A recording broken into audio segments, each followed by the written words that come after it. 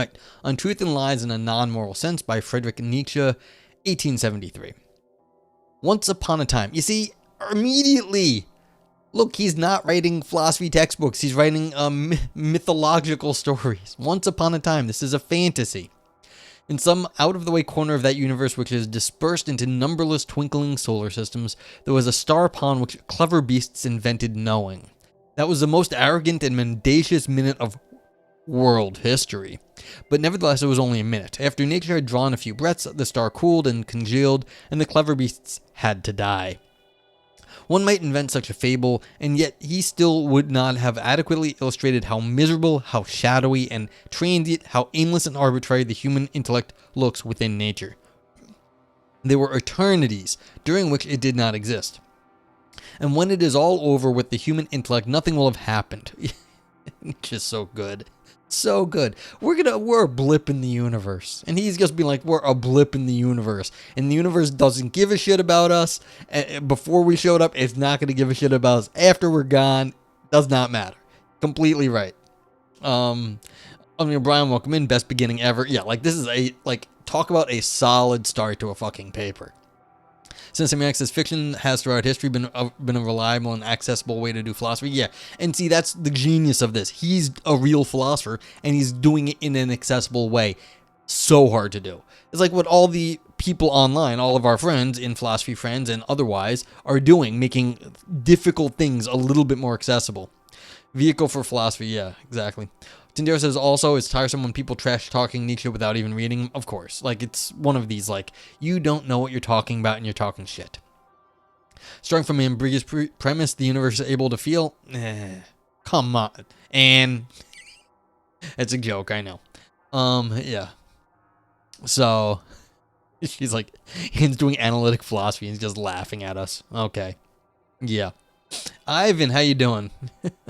Yeah, I got to your stream, I was busy dealing with other shit this afternoon and right now, and I got to your stream and you were raiding out to Vox Sinistra. I like Vox Sinistra. I was watching a lot of Vox Sinistra a few years ago. Vox is cool. So, that's yeah. You've been molten down by Xfinity. I'm sorry to hear that. Does the universe consent to us feeling it? Well, since the universe created us, I assume that the universe is okay with what we're doing. It's insignificant. That's what I would think. Is the universe? Oh dear. Yeah. And remember, I was saying, you think, therefore you are. Therefore you are. Isn't that brilliant? So, yeah.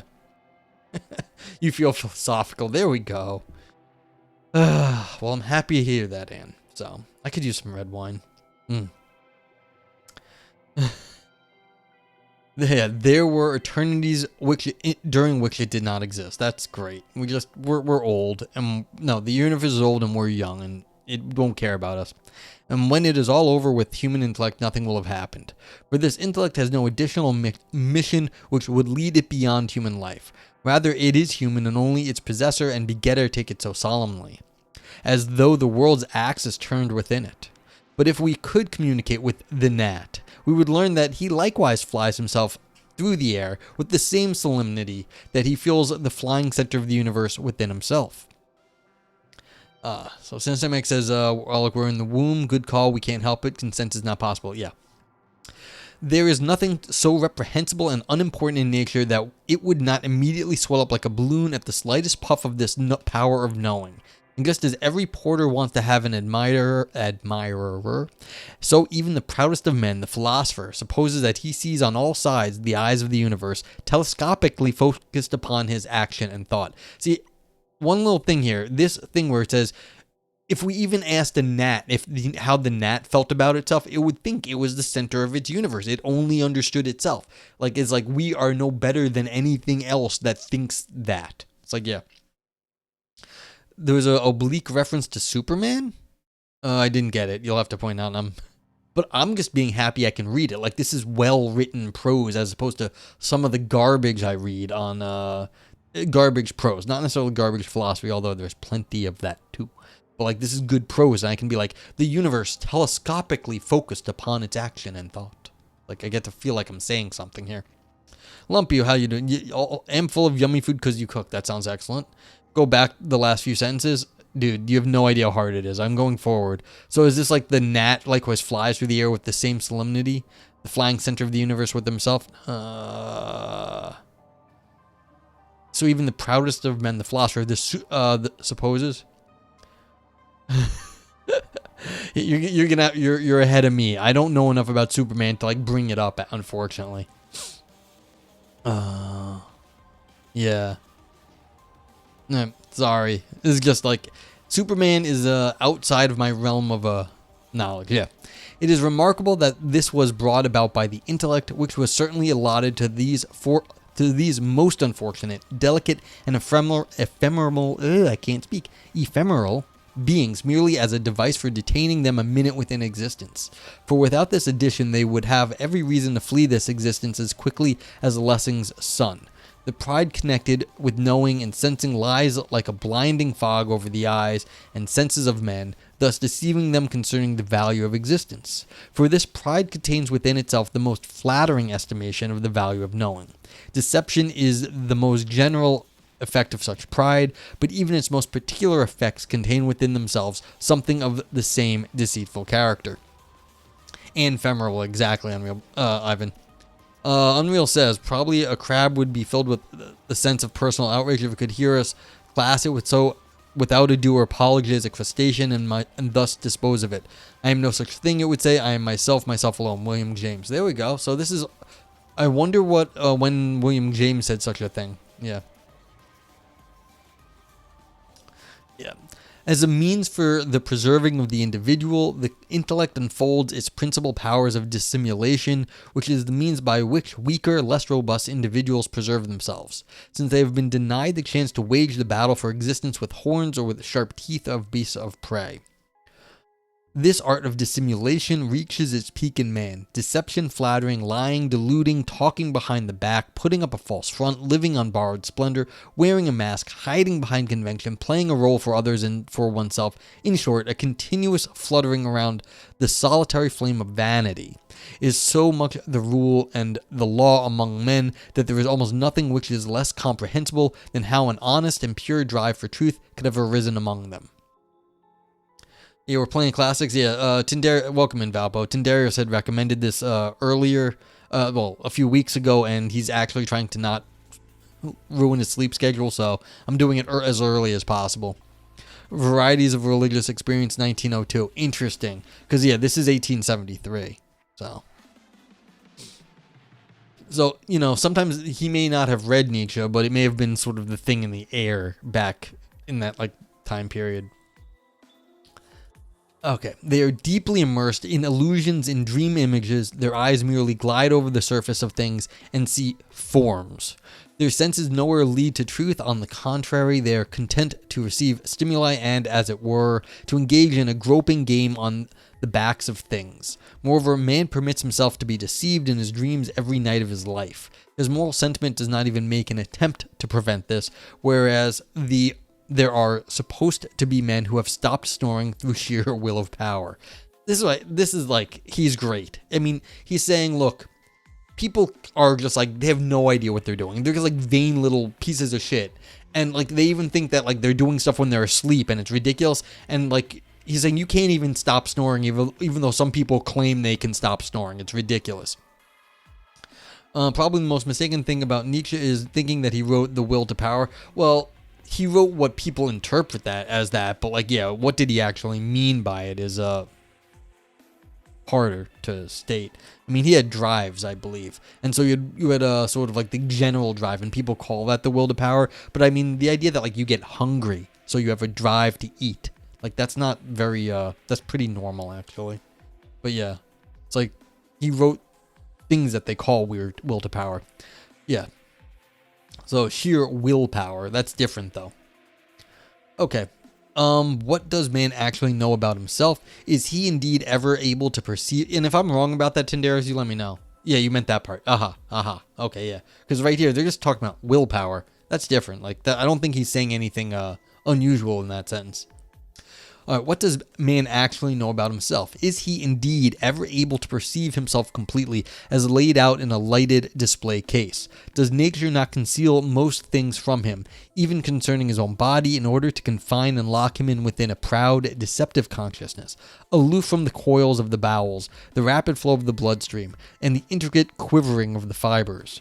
He threw away the key, and woe to that fatal curiosity which might one day have the power to peer out and down through a crack in the chamber of consciousness, and then suspect that man is sustained in the indifference of his ignorance by that which is pitiless, greedy, insatiable, and murderous, as if hanging in dreams on the back of a tiger. Given the situation, where in the world could the drive for truth have come from? Okay, the part you posted, long test, it explains the book. Okay, okie dokie. Insofar as the individual wants to maintain himself against other individuals, he will, under natural circumstances, employ the intellect mainly for dissimulation. But at the same time, from boredom and necessity, man wishes to exist socially and with the herd. Therefore, he needs to make peace and strive accordingly to banish from his world at least the most flagrant bellum omnium contra omnes. It says at the bottom, Latin, war of all against all. Yeah, so you have to get rid of that if you want to have, a little bit of fun with people. This peace treaty brings in its wake something which appears to be the first step towards acquiring that puzzling truth drive. To wit, that which shall count as truth from now on is established. That is to say, a uniformly valid and binding designation is invented for things, and this legislation of language likewise establishes the first laws of truth. For the contrast between truth and lie arises here for the first time. The liar is a person who uses the valid designations, the words, in order to make something which is unreal appear to be real. He says, for example, I am rich, when the proper designation for his condition would be poor. He misuses fixed conventions by means of arbitrary substitutions or even reversals of names. If he does this in a selfish and moreover harmful manner, society will cease to trust him and will thereby exclude him. What men avoid by excluding the liar is not so much being defrauded as it is being harmed by means of fraud. Thus, even at this stage, what they hate is basically not deception itself, but rather the unpleasant, hated consequences of certain sorts of deception. Doesn't show up. I can only see on my chat in the chat on stream.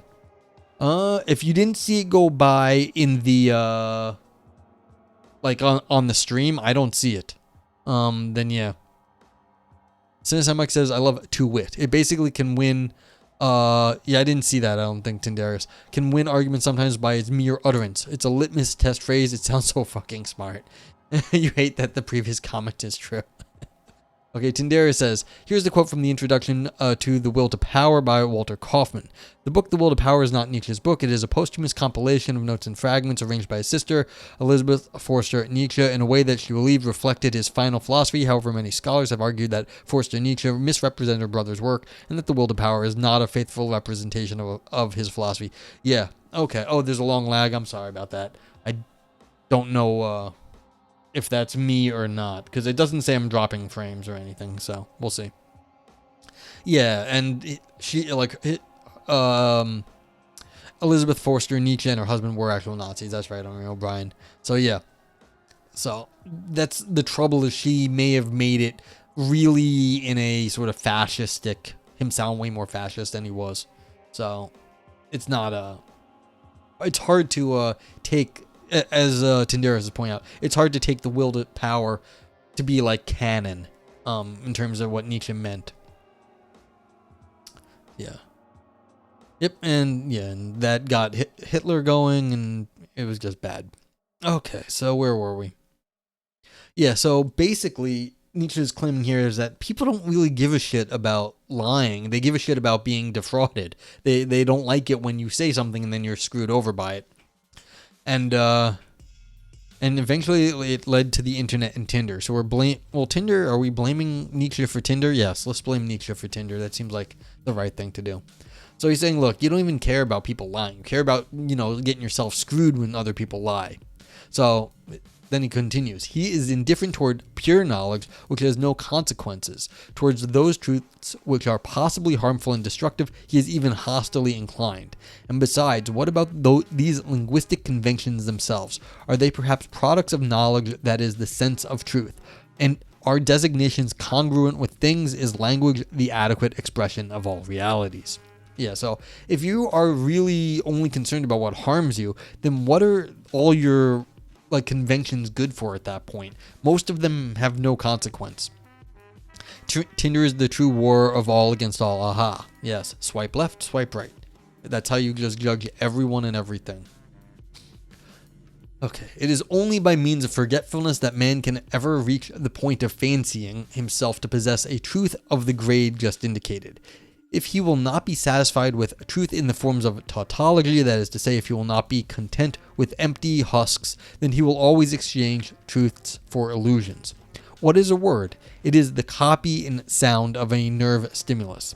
But the further inference from the nerve stimulus to a cause outside of us is already the result of a false and unjustifiable application of the principle of sufficient reason, which we just talked about last philosophy roulette.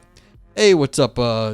I see we got some people in YouTube. Hi, YouTube. What's up? Unfortunately, I only speak English, so you're gonna have to, if you want me to respond to you, you have to speak English. But welcome in.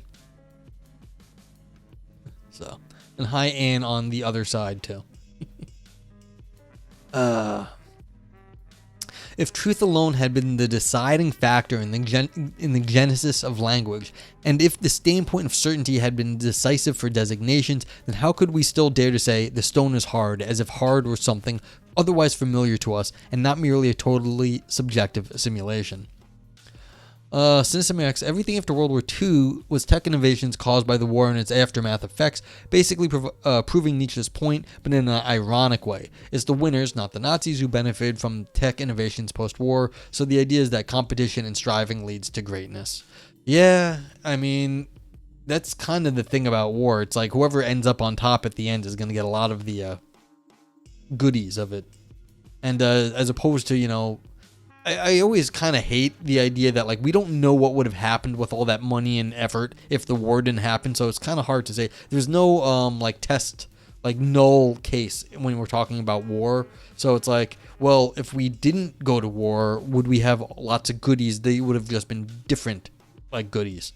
I don't know. But yeah, exactly. And you don't need war for innovation. The printing press was made, didn't have anything to do with war. Yeah, you need education, exactly. So it's you need money getting funneled into porn is great for innovation. It is. One of the best things on the internet is the Pornhub. I think it's Pornhub. They release a state of the internet where they give out all their statistics about networking and all sorts of stuff where different internet traffic is going, and they're the best source for knowledge about real things on the internet because they make money off porn, not off advertising. And so you can actually believe their statistics. So yeah.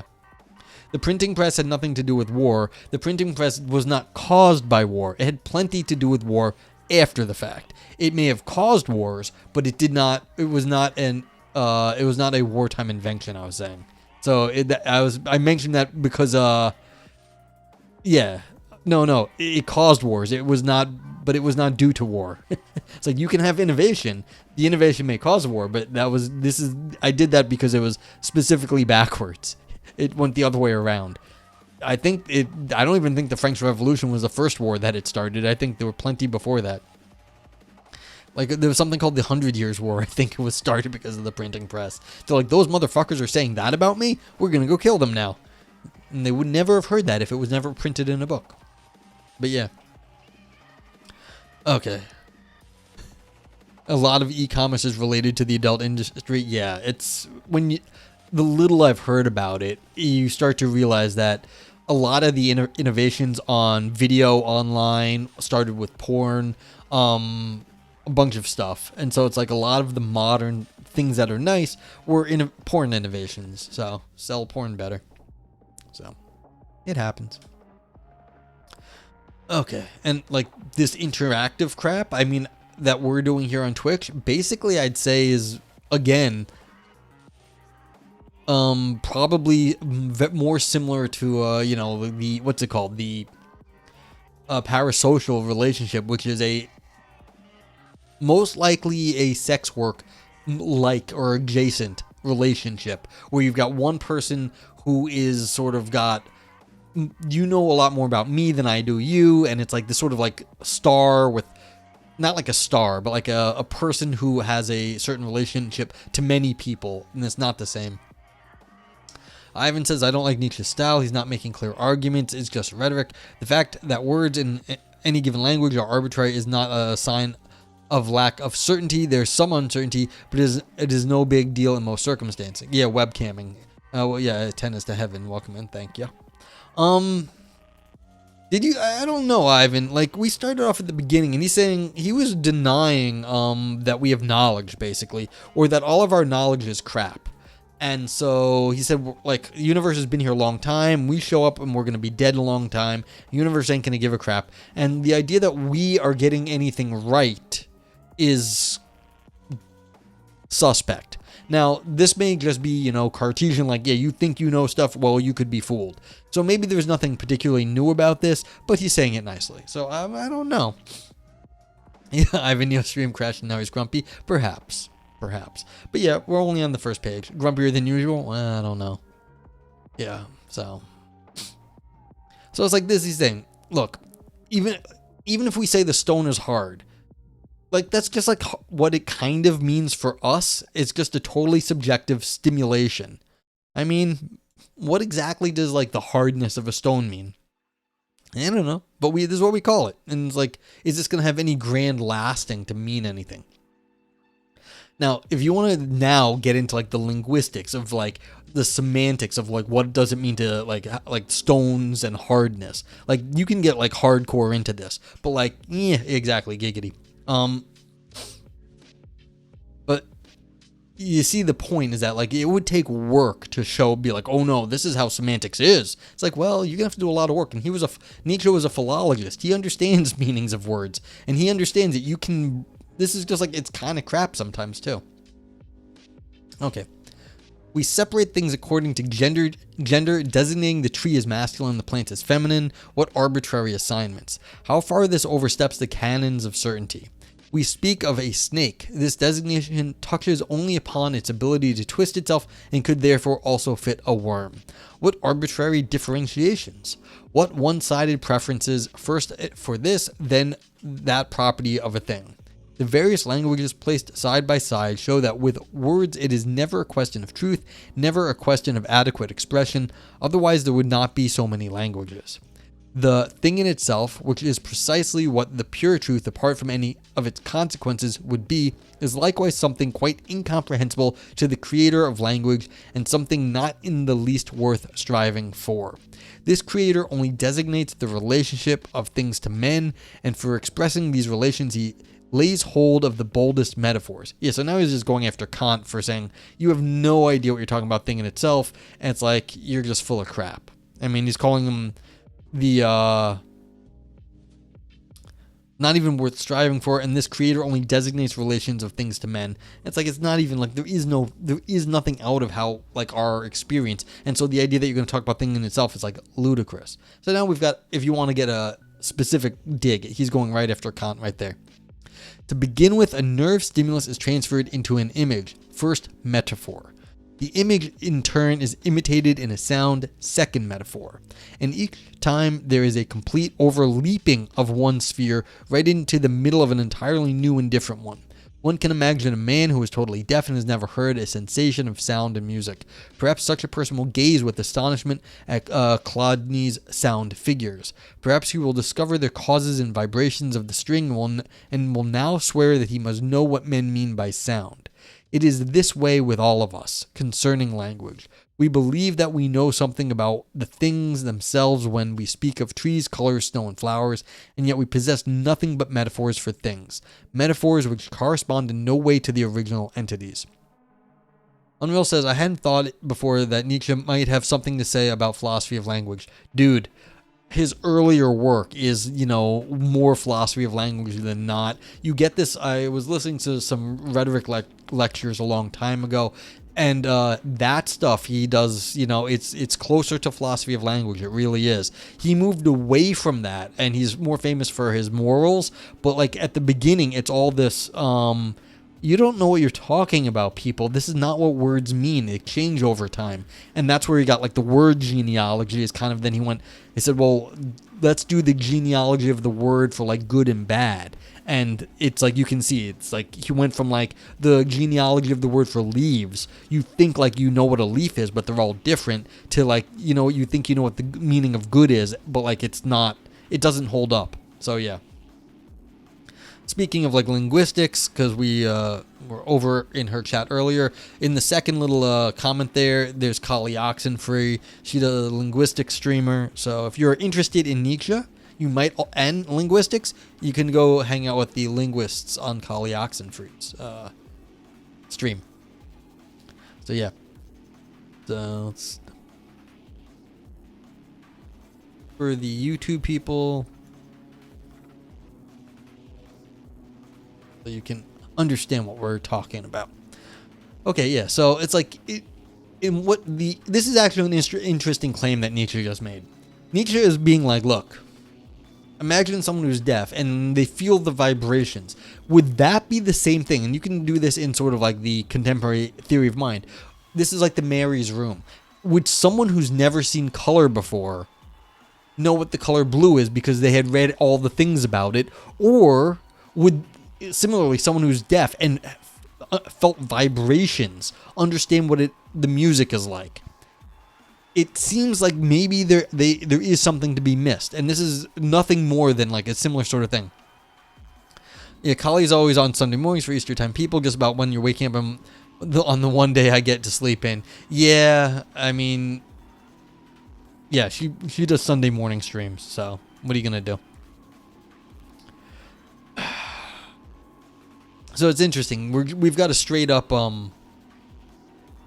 what's it called? I don't think I got it from there, but like if you want to download it, you can easily search this out. You just put the title in the search bar, and there's copies available. Okay. In the same way that the sound appears as a sand figure, so the mysterious X of the thing in itself first appears as a nerve stimulus, then as an image, and finally a sound. Thus, the genesis of language does not proceed logically in any case, and all the material within and with which the man of truth, the scientist, and the philosopher later would and build, if not derived from the never land, is at least not derived from the essence of things. Yeah, so again, like if you're going to go start looking at stuff, you're getting these like sense datum and you're not getting at the essence of things, and so you're never going to get there, and you're always going to get something shifty and changing based on your your nerve data that's coming into you. And so it's like, why do you actually think you're getting anywhere near the truth if you're starting from such a shoddy, crappy start? Okay. In particular, let us further consider the formation of concepts. Bad argument? Sure, you can go argue with Nietzsche. Every word instantly becomes a concept precisely insofar as it is not supposed to serve as a reminder of the unique and entirely individual original experience to which it owes its origin, but rather a word becomes a concept insofar as it simultaneously has to fit countless more or less similar cases, which means purely and simply cases which are never equal and thus altogether unequal. Yeah, so like this is a pencil, and this is another pencil, but they're not the same thing. And so how do you, his mustache refutes you? Exactly. I must ask you a question. How do you know these are both pencils? When they look different, they're not in the same place, like, and how did you ever get the concept of pencil if every pencil is always different? It's like, it's a hard question to answer. And so we normally nowadays don't worry about this, but it's still very hard. Neural nets. Well, how do you know your neural net's like his neural net? It's always the abstraction for Ivan, I know. But yeah, here we go. So, here we go.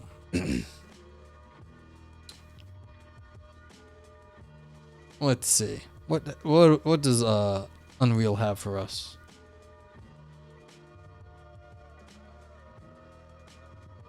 Aha. Yes, I must ask you a question. We go around based on assumptions. I assume that when I say something, it means the same for you. Yeah, but and the question is, how do you know the same thing? Like, how do you even know that the two pencils are both pencils? Kant actually basically said that you have to be able to do this, otherwise you're like retarded. Like literally, he was like, this is what he said. Like you're mentally deficient if you cannot like apply the same concept to multiple objects of the same type. And so it's like he thought you just were somehow a deficient human if you couldn't do this. Yeah. But like, how do you know you do it yourself? That's true. Like I think that's a linguistic, like, yeah, that's a cross language issue when you're calling me an insider.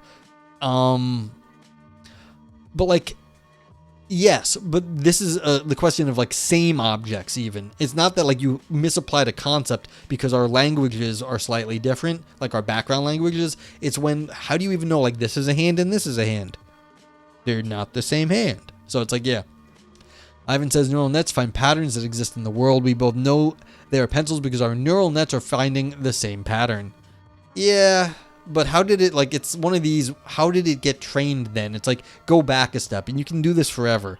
And Nietzsche knows all this. Like, you can always be like, oh, yeah, well, I've seen many of them. He knows that.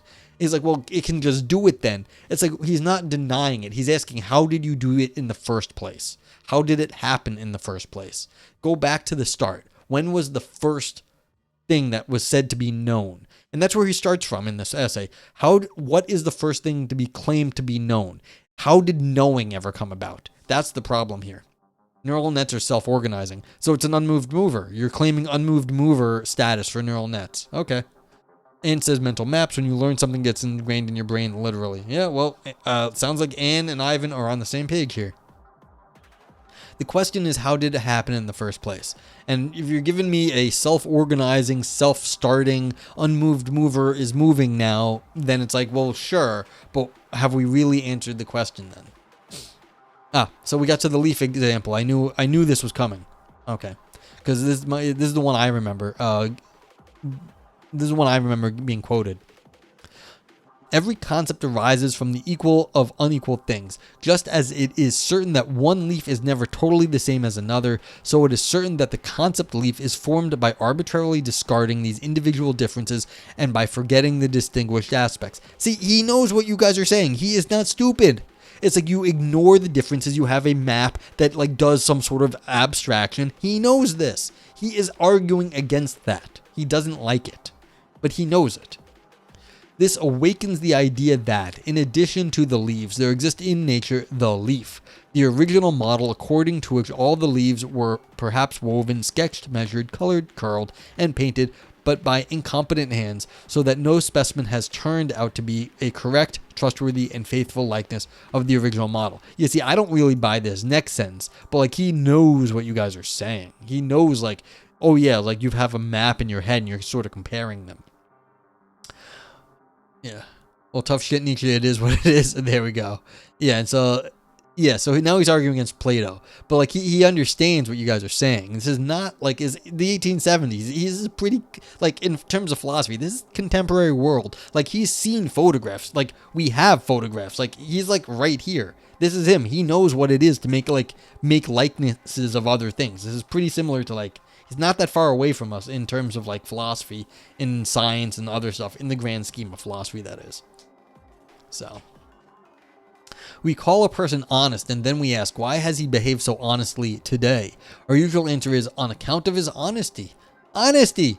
This in turn means that the leaf is the cause of the leaves. We know nothing whatsoever about an essential quality called honesty, but we do know of countless individualized and consequently unequal actions, which we equate by omitting the aspects in which they are unequal and which we now designate as honest actions. And says, exactly, did the best you could for the time. Now we have amazing imaging for the brain and body in general. Yeah. So maybe some of this is getting solved by contemporary science. So finally we formulate from them a qualitas occulta, which has the name honesty. So an occult quality, some unseen quality. We obtain the concept as we do the form by overlooking. Yeah, so you're right. He's going after sort of the Platonists here, by overlooking what is individual and actual, whereas nature is acquainted with no forms and no concepts, and likewise with no species, but only with an X, which remains inaccessible and undefinable for us. For even our contrast between individual and species is something anthropomorphic and does not originate in the essence of things. He used to go after Darwinians, but history has actually treated Nietzsche on this one point kind of well. We have lots of discussions nowadays about species distinctions, and it's very hard to make. And a lot of people actually are like, there are no like hard and fast species. So science has agreed with Nietzsche on this one. Although we should not presume to claim that this contrast does not correspond to the essence of things, that would of course be a dogmatic assertion, and as such would be just as indemonstrable as its opposite. Unreal Brian says, I'm consistently surprised how prescient William James was on things that contemporary neurology has found. I wouldn't be surprised for that to end up with the case with Nietzsche too. Yeah, now these were smart people. They got some things wrong, we all do, but some of their stuff is going to hold up. What then is truth? Well, I mean, you're surprised, but like I said, this here, and this may not be your cup of tea, but the contrast with this thing right here, where he's saying that we shouldn't be making such hard and fast distinctions between the species, that is contemporary philosophy. That's how a lot of philosophy of biology is going. So you're not a biologist. Maybe you did not know this, but Nietzsche had the right idea, a little bit farther back. So wow, convenient for you. You didn't know when he got things right. What then is truth? A movable host of metaphors, metonymies, and anthropomorphisms. In short, a sum of human relations which have been poetically and rhetorically intensified, transferred, and embellished, and which, after long usage, seem to a people to be fixed, canonical, and binding. Truths are illusions which we have forgotten are illusions. They are metaphors that have become worn out and have been drained of sensuous force. Coins which have lost their embossing and are now considered as metal and no longer as coins. We still do not yet know where the drive for truth comes from. For so far we have heard only of the duty which society imposes in order to exist. To be truthful means to employ the usual metaphors. So this is a real reductionary theory of truth. It's not truth nominalism. There is no truth. It gets used up into other things. Truth nominalism is still around. I just heard a talk about truth nominalism a few weeks ago. Granted, it was doing other stuff than Nietzsche was doing, but truth nominalism is still a position, like a legit position in philosophy. So it's again, maybe you don't agree with his methods or his why he's doing it here, but this position right here is actually perfectly reasonable position in philosophy. Thus, to express it morally, this is the duty to lie according to a fixed convention, to lie with the herd and in a manner binding upon everyone. So it's a social nominalism. Truth gets it's just a social norm basically. Now, man, of course, forgets that this is the way things stand for him. Thus, he lies in the manner indicated unconsciously and in accordance with habits which are centuries old, and precisely by means of this unconscious and forgetfulness he arrives at his sense of the truth. Dewey and James were quite nominalists. Weren't Quine and Sellers as well? Yeah, this is what I mean. This is not an unusual. I don't want to say anything about Sellers. I don't know Sellers. I think Quine was. So it's this is a very normal sort of position that you have truth doesn't actually mean a whole lot. It gets reduced into the ways it is used in other areas. And this is very, very analytic actually. Although Nietzsche is reducing truth to a social thing here, a lot of analytic philosophy just reduces it when you say is true, you're not adding anything to this statement. Like I say, this is my right hand. It's true that this is my right hand. All I'm doing is just insisting when I say it's true that this is my right hand. That's all it is. It's an insistence. So that's you're saying when you say is true, it's transparent. All I'm doing is adding emphasis. I'm not adding any new content.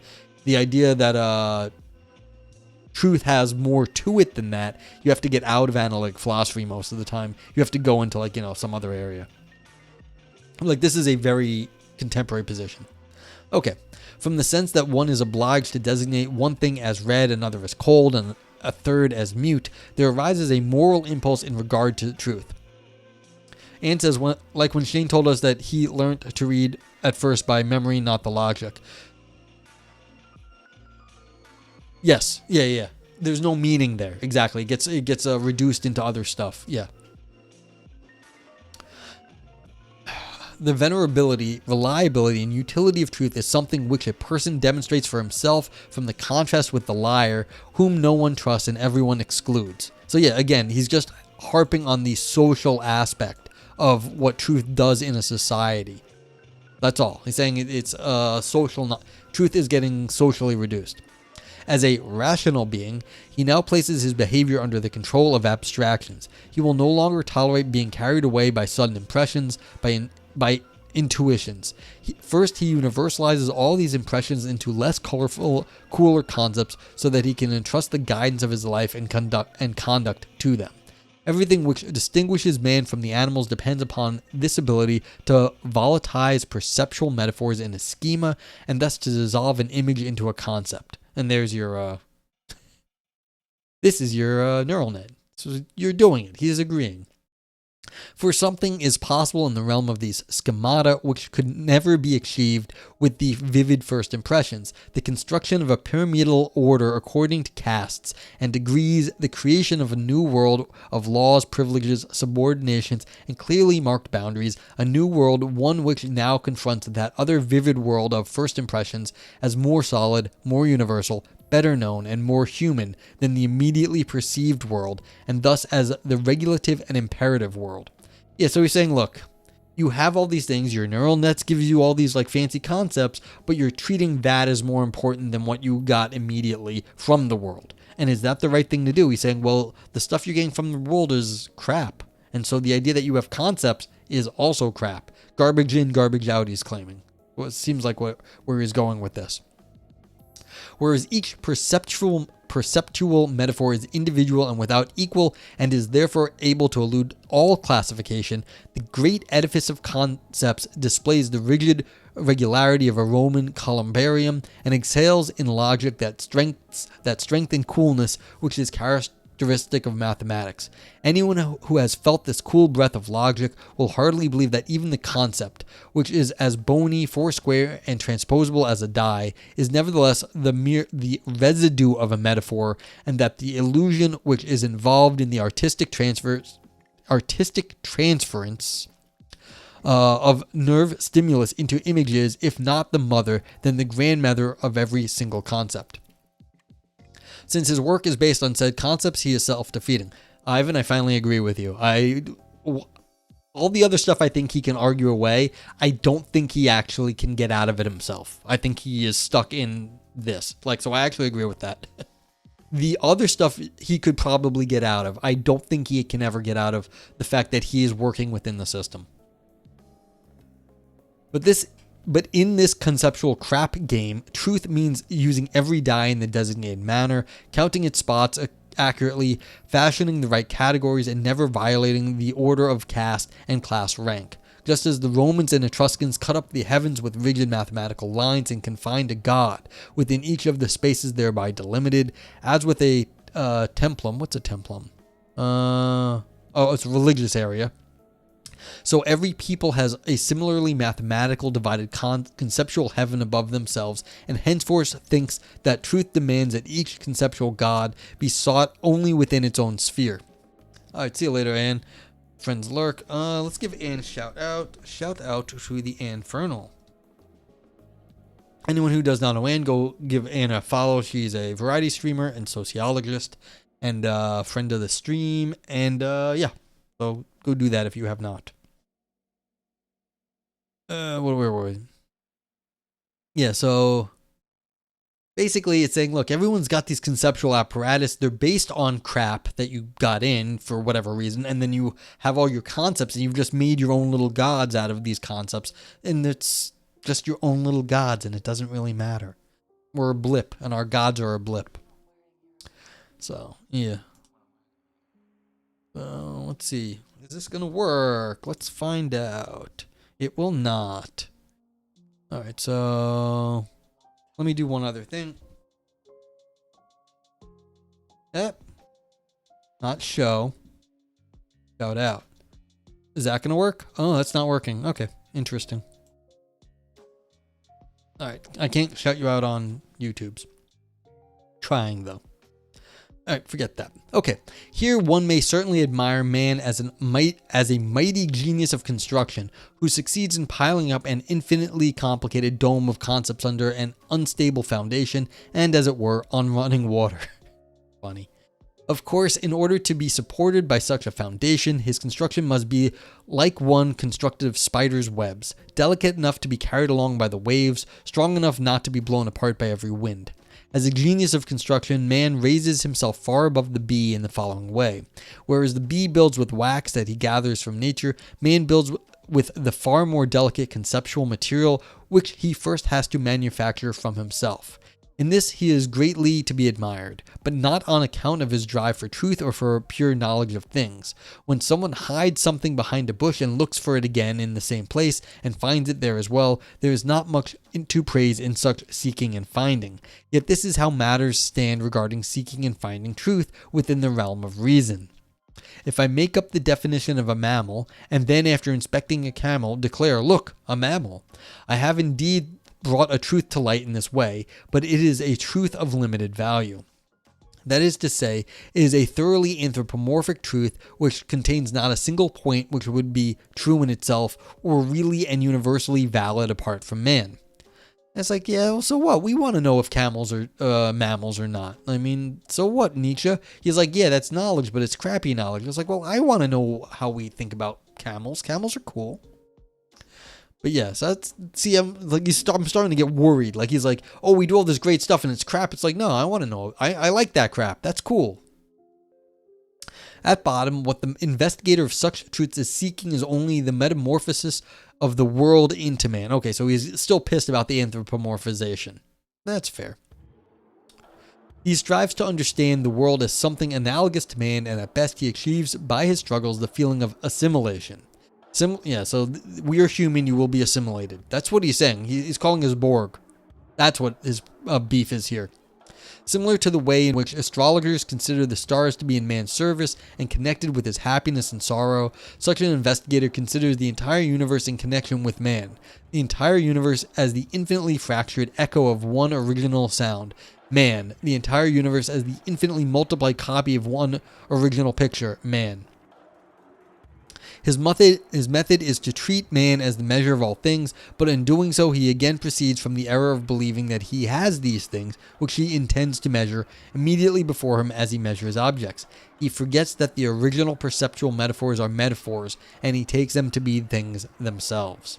Again, garbage in, garbage out. It's like it's all our stuff, and we're just comparing it to ourselves, so it's like we're making ourselves into like the whole universe into ourselves. Something like that. Only by forgetting this primitive world of metaphor can one live with any repose, security, and consistency. Only by means of the petrification and coagulation of a mass of images, which originally streamed from the primal faculty of human imagination like a fiery liquid, only in the invincible faith that this sun, this window, this table is a truth in itself, in short, only by forgetting that he himself is an artistically creating subject, does man live with any repose, security, and consistency. But if but for an instant he could escape from the prison walls of this faith, his self-consciousness would be immediately destroyed. It is even a difficult thing for him to admit to himself that the insect or the bird perceives an entirely different world from the one that man does, and that the question of which these perceptions of the world is the more correct one is quite meaningless, for this would have to have been decided previously in accordance with the criterion of the correct perception, which means in accordance with the criterion which is not available. Yeah.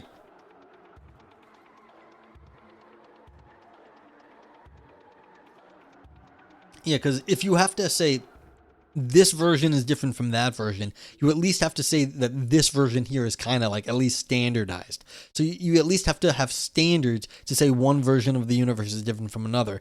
But he's saying you can't even say there is a standard world. And that's not available. Right there. Not available.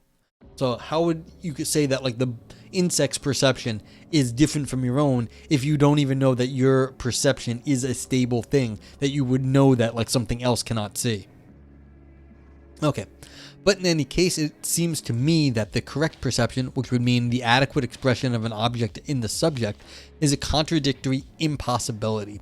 For between two absolutely different spheres, as between subject and object, there is no causality, no correctness, and no expression. There is at most an aesthetic relation. I mean a suggestive transference, a stammering translation into a completely foreign tongue, for which there is required in any case a freely inventive intermediate sphere and mediating force. Appearance is a word that contains many temptations, which is why I avoid it as much as possible, for it is not true that the essence of things appears in the empirical world. A painter without hands who wished to express in song the picture before his mind would, by means of this substitution of spheres, still reveal more about the essence of things than does the empirical world. Even the relationship of a nerve stimulus to the generated image is not a necessary one. But when the same image has been generated millions of times and has been handed down for many generations and finally appears on the same occasion every time for all mankind, then it acquires at last the same meaning for men it would have if it were the sole necessary image and if the relationship of the original nerve stimulus to the generated image were strictly a causal one. And see here, he's going back after you neural net folks. He's saying, you can do this a million times. It doesn't matter. Garbage in, garbage out. Your brain is civil. Yeah, he's so anti-scientific. I know I'm kind of giving Ivan a little bit of shit on this one. But like, yeah, if people don't know, Lumpy's he's a chemist. And so it's like he's a PhD in chemistry. This is going to piss off all the scientists because all the things that they do, he's being like, no, garbage in, garbage out, and you start with garbage. But like, yeah, I get why. Like, I'm okay with it. I mean, I kind of disagree with them. We do know more than this. But, like, that's the thing. Because it is wrong. Yes. But you have to say why it is wrong. Can you tell me why it is wrong? And this is why he's referring to shitty hypotheses. Okay. Yeah, but he's saying you don't have good ones. He's saying your shitty hypotheses, yes, but you don't have good ones either. And that's kind of what's going on here. So it's like, right here. It's funny, like this clearly is not talking about neural nets or AI or machine learning or anything, but it sounds like it could have been. But when the same image has been generated millions of times and has been handed down for many generations of AI training and finally appears on the same occasion for all, final AI thingies, then it acquires at the last the same meaning for all the AI that it would have if it were the only necessary image. CinemaX says you get answers only to the questions you both ask and test for. Yeah. Handed down concepts are not genetic. Well, no, he doesn't mean, he's probably talking memetic at this point. He's not talking genetic. He knows better than that. And frankly, I don't think genes had been invented yet. Or they hadn't been understood yet, not invented. I don't think in 1873 they knew what genes were. Yeah. Yeah, the collective person is civilization. What's in a semi-access. It's that we've been discussing this in our collective society. Remember, he's talking social here. A lot of this is a social version of truth where we all talk back and forth and then we agree upon something. But the fact that social agreement is not truth is kind of where he's going. Yeah, Cinemax, yeah. And that's the thing. He was a philologist. He's talking about the corpus of literature and language handed down in Western civilization. Ivan says, if you used a new to me word to describe something, I only get to know it when what the word means by experience its meaning in the real world. Yeah, but it's going to be like, there's going to be framing effects. Like, I'm going to say, oh, like, this is a new word, blah, blah, blah, and it means this in this situation. I'm going to describe more things. It's like you think about it in this way, and you say, oh, okay, I get what that word is getting at now. It's like, yes. But, like, that's the whole point, that it's you're getting this sort of history that goes with it, and I can convey that history to you, and that's what he's saying. We have got this history of words that have come down through our literature and our culture, and we sort of decided that some of these things are going to be true and false, but what like, again, what does it actually amount to other than like some sort of social control, he was saying. Yeah, grew. So,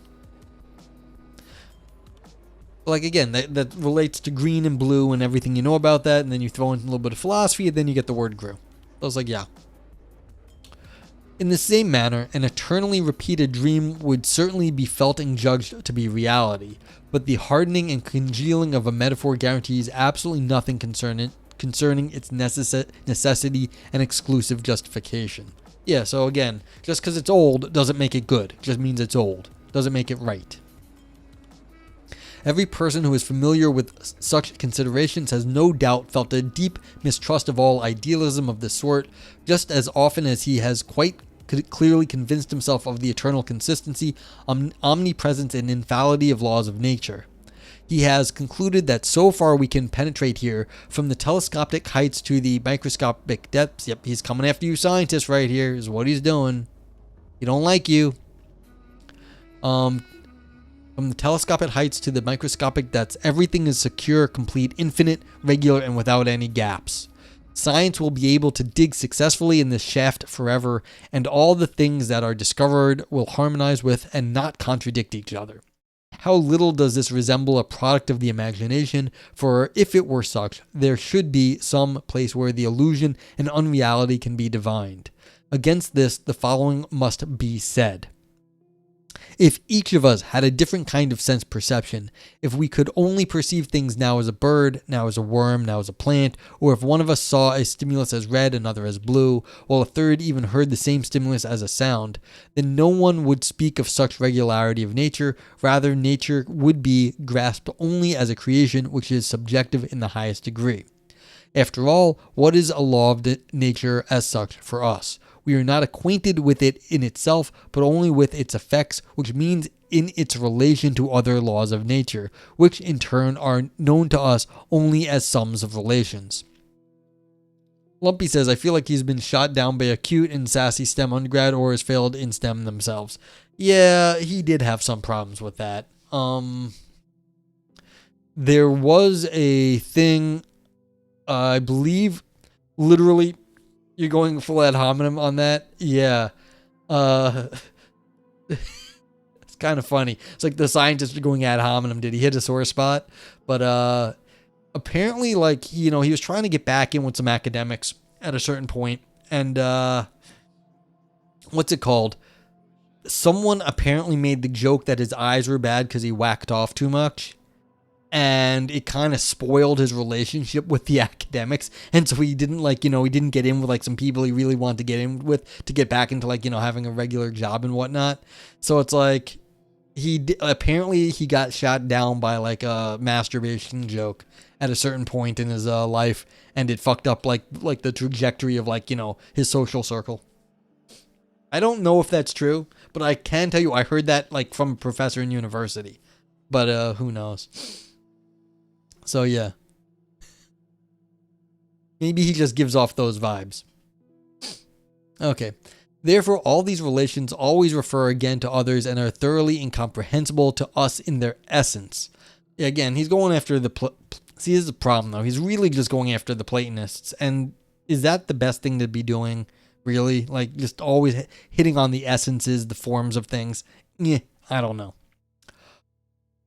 Ivan says, it sounds like he is saying something I actually do agree with. All physical quantities are relative, relational. There is no essence, which is absolute. But what difference does that make? Yes, I'm agreeing with you here. Why is like this, the essence, like such a big deal to him? Is it if he's only attacking the Platonists, then okay, I'm not a Platonist. Like, and I don't think too many people are. And I don't even think back in his day, there were a huge amount of Platonists either. So it's like, well, why are you arguing against a straw man then? Like a little bit odd to spend all that time against this. Okay. All that we actually know about these laws of nature is what we ourselves bring to them, time and space, and therefore relationships of succession and number. But everything marvelous about the laws of nature, everything that quite astonishes us about us therein and seems to demand our explanation, everything that might lead us to distrust idealism, all this is completely and solely contained within the mathematical strictness and inviolability of our representations of time and space. But we produce these representations in and from ourselves with the same necessity with which the spider spins.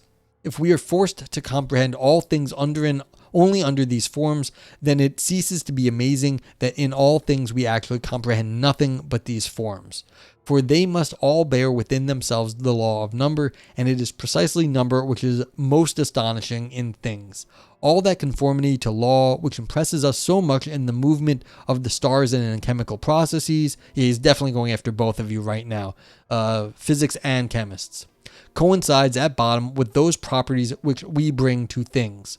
Yeah, so he's saying it's us that are like this, not the world. It's just how it is.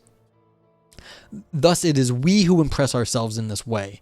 In conjunction with this, it of course follows that the artistic process of metaphor formation with which every sensation begins in us already presupposes these forms and thus occurs within them. The only way in which the possibility of subsequently constructing a new conceptual edifice from metaphors themselves can be explained is by the firm persistence of these original forms. That is to say, this conceptual edifice is an imitation of temporal, spatial, and numerical relationships in the domain of metaphor. So,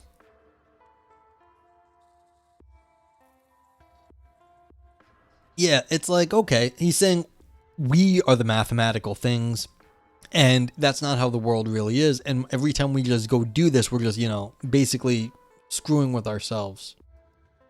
It's kind of hard given the progress of science to say, look, everything is just us.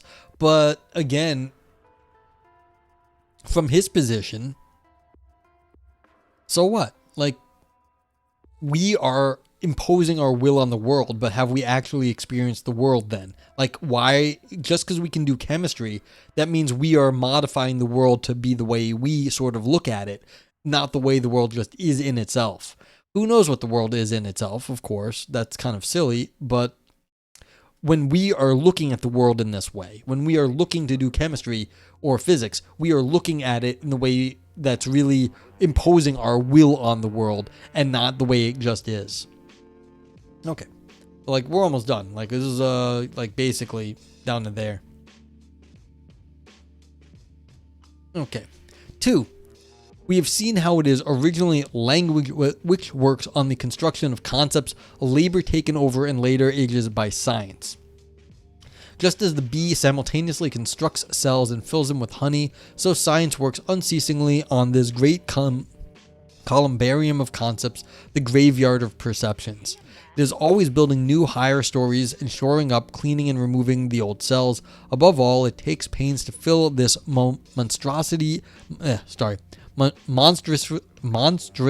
towering framework and to arrange therein the entire empirical world, which is to say, the anthropomorphic world.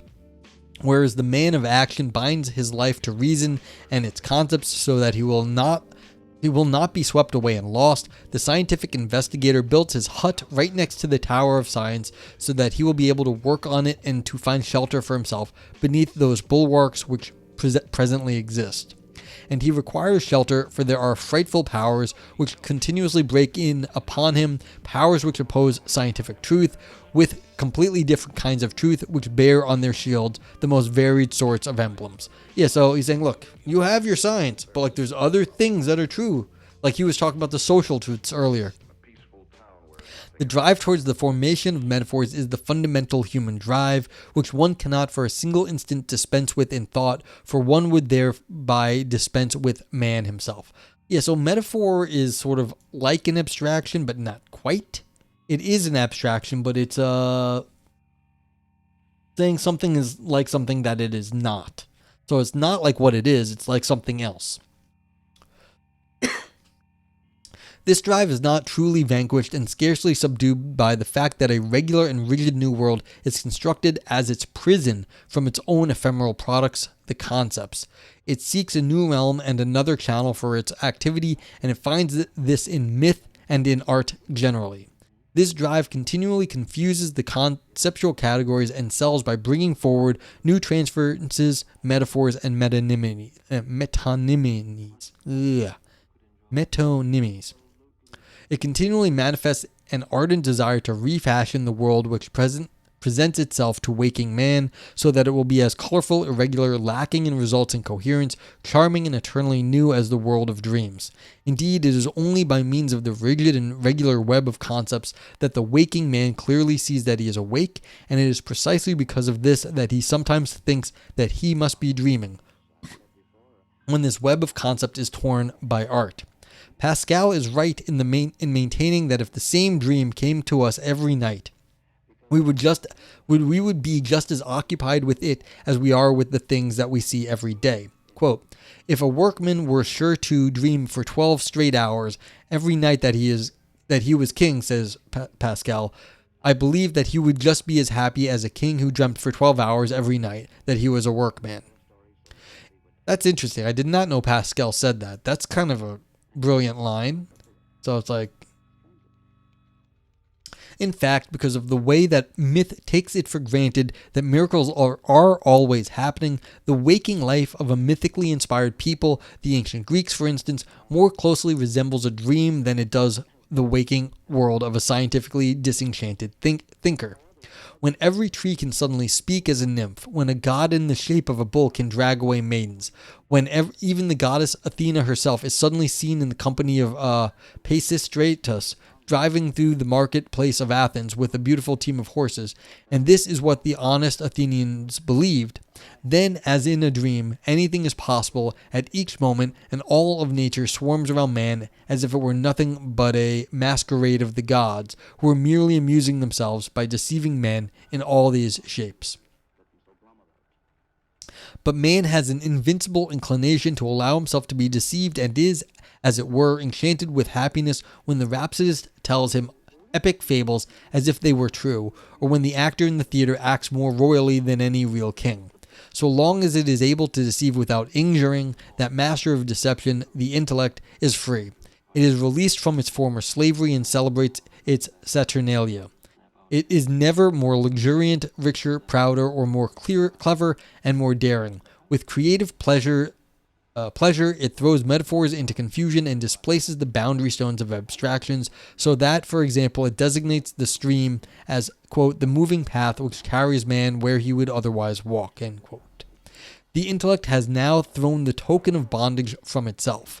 At other times it endeavors with gloomy officiousness to show the way and to demonstrate the tools to a poor individual who covets its existence. It is like a servant who goes in search of booty and prey for his master. But now it has become the master, and it dares to wipe from its face the expression of indigence. In comparison with its previous conduct, everything that it now does bears the mark of dissimulation, just as that previous conduct did of distortion. The free intellect copies human life, but it considers this life to be something good and seems to be quite satisfied with it.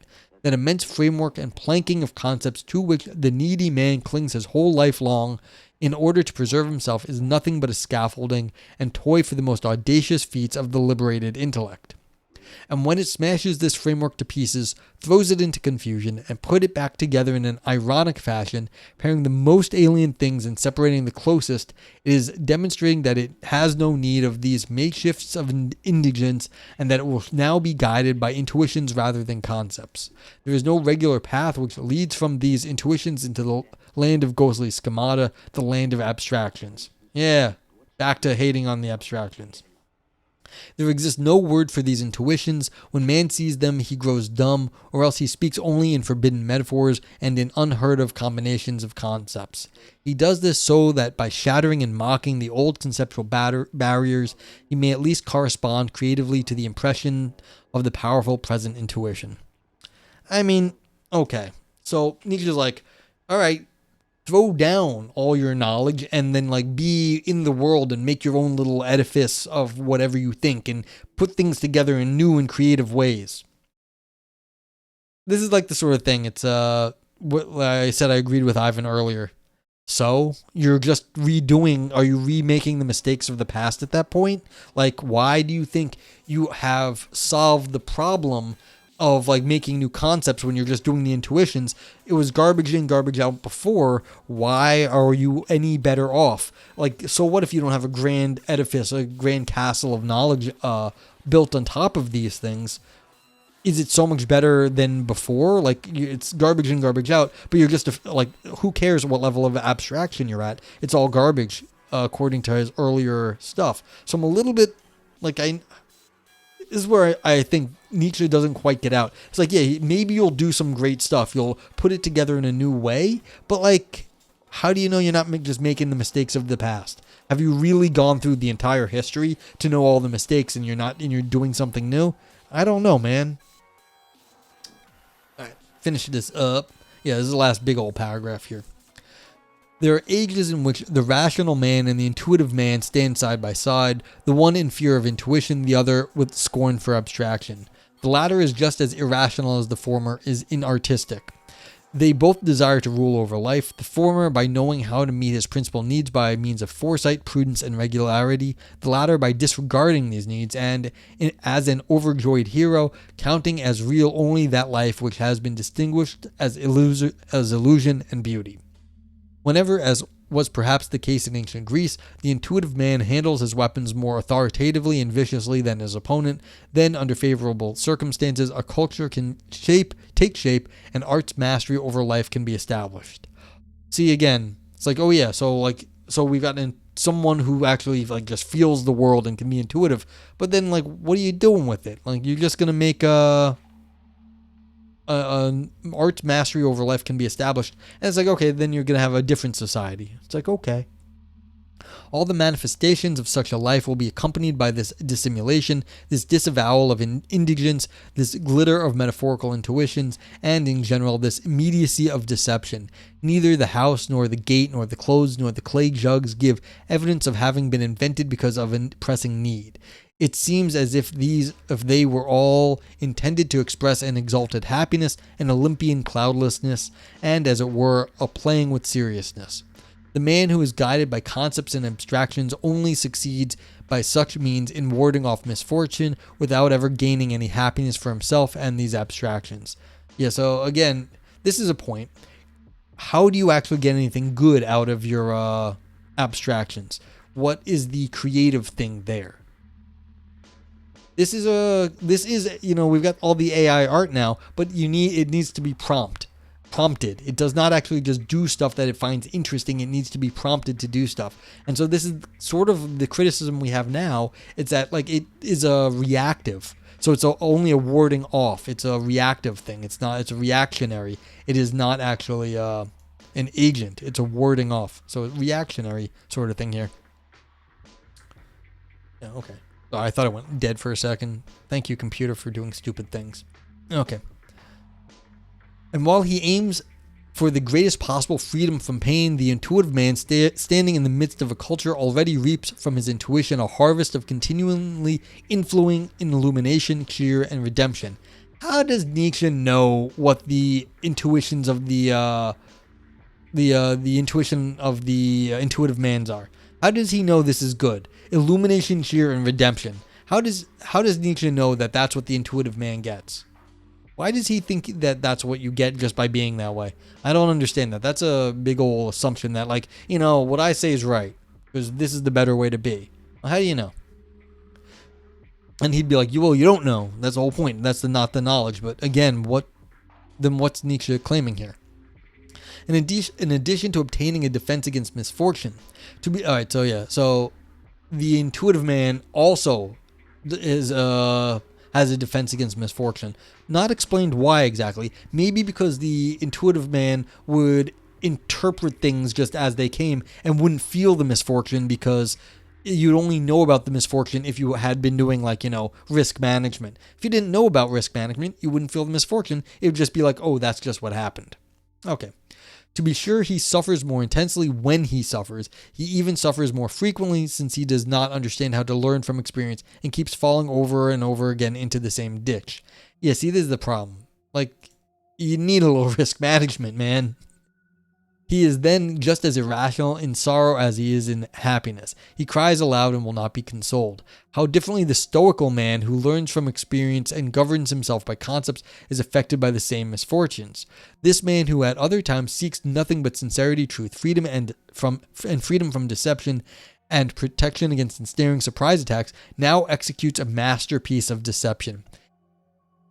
He executes his masterpiece of deception in misfortune as the other type of man executes his in times of happiness. He wears no quivering and changeable human face, but as it were a mask with dignified symmetrical features. He does not cry, he does not even alter his voice. When a real storm cloud thunders above him, he wraps himself in his cloak and with a slow step he walks from beneath it.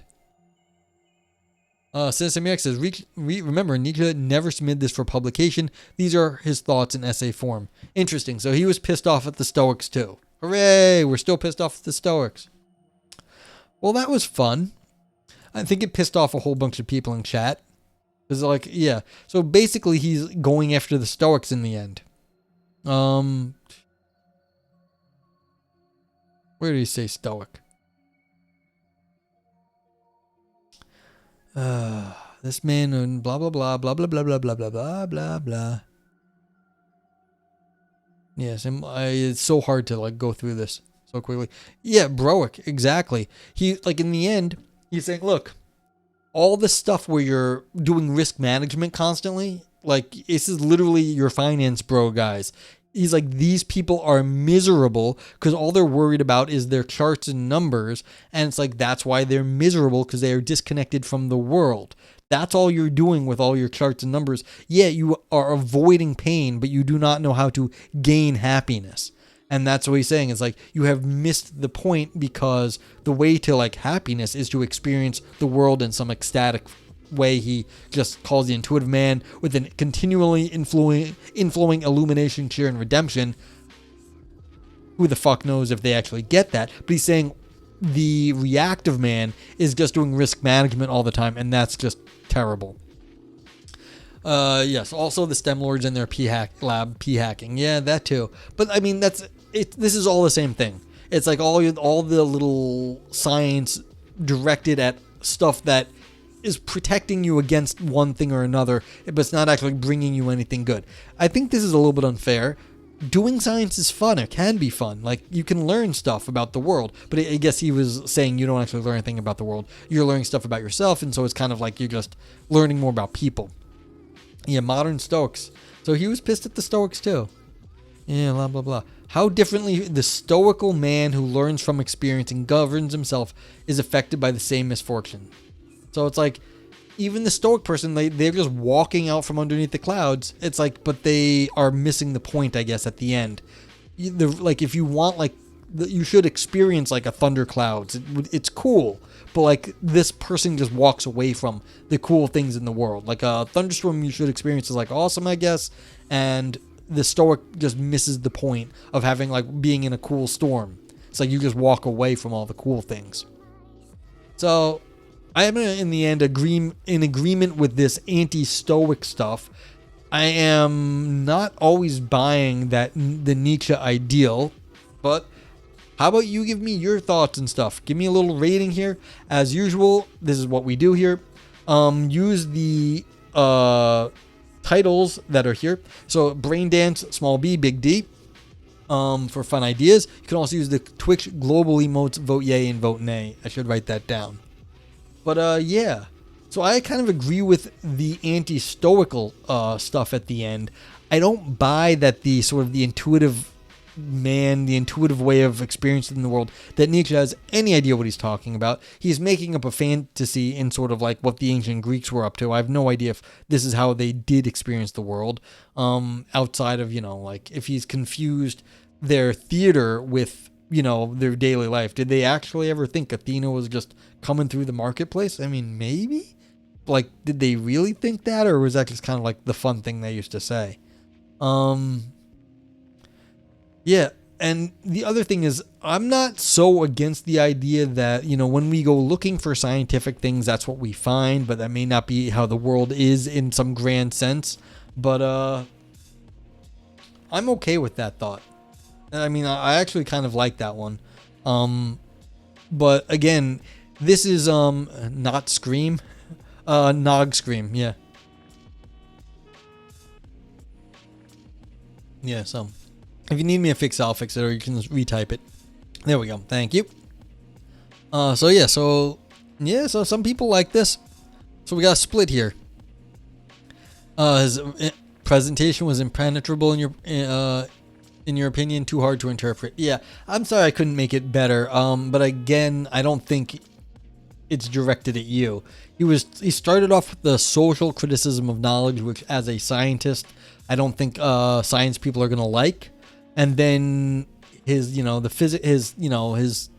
stuff is over 100 years old. Semiotics is giving it lots of yays. Semiotics likes this. What am I gonna say?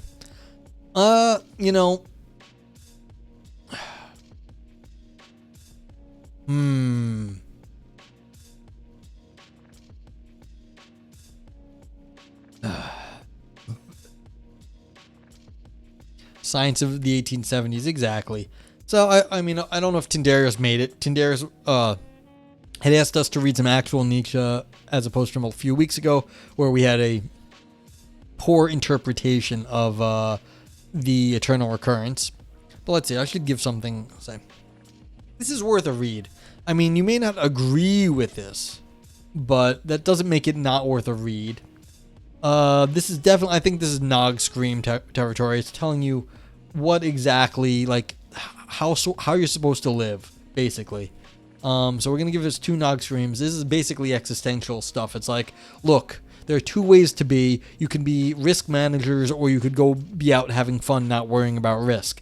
And each of them have their problems. If you're worrying about like the science and like how the world is, you're not actually going to go experience what's good about being human. Is that exactly right? No, but like you can still, work hard, play hard, but at the end he goes hard against the Broics. So it's like, yeah. Well, I'm very pleased with your ecumenical position, Ivan, that you're trying to like expand beyond your other stuff. I had to do this for the longest time. I could not understand Hegel. And I mean, like, I wanted to understand Hegel. I'm like, why do people like Hegel? Took me forever. But then I figured something. I'm like, oh, I see why people like it. He's still wrong. I don't like him because he's an idealist. But like, at least I get it now. I'm like, yeah, I got you. Like, I got you, man. I can see why people are impressed with it. It's like, all right. And I can see why people make hay out of it too. So yeah, Hegel. Like I said, but he's wrong, but I see why people like him. It's like, I get it now. It's like, you're wrong, but I get you. I got you. It's like, okay. So yeah, it's a vote yay, and it's a 2 existential. Again, a lot of style here. So